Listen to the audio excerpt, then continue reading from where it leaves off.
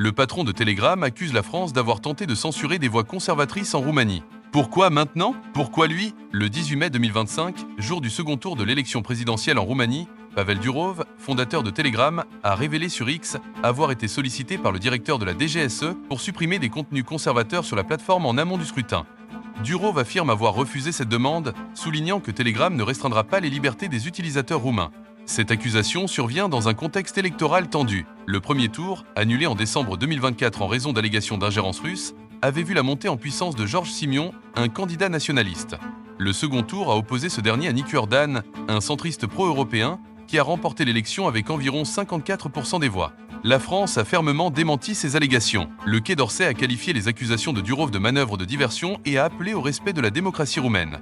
De son côté, la DGSE a précisé que ces échanges avec Durov concernaient principalement la prévention des menaces terroristes et de la pédopornographie et non des demandes de censure liées au processus électoral. Durov, naturalisé français en 2021, a quitté la France pour Dubaï en mars 2025, après avoir été brièvement arrêté en août 2024 dans le cadre d'une enquête pour des infractions liées à la diffusion de contenu criminel sur Telegram. Cette affaire a suscité un large soutien international, notamment de la part d'Elon Musk, qui a dénoncé une atteinte à la liberté d'expression. Les accusations de Durov soulèvent plusieurs questions. Pourquoi avoir attendu le jour de l'élection pour rendre publiques ces informations? Pourquoi avoir choisi de les partager sur X, une plateforme largement utilisée pour diffuser des informations politiques? Et pourquoi avoir impliqué spécifiquement la France en utilisant l'emoji de la baguette pour suggérer son identité? Ces interrogations alimentent le débat sur la liberté d'expression, la régulation des plateformes numériques et l'ingérence étrangère dans les processus démocratiques. Elles mettent également en lumière les tensions entre les principes de neutralité des plateformes et les pressions exercées par les États pour contrôler les contenus en ligne. Alors, que penser de cette affaire? Est-ce un acte courageux de défense de la liberté d'expression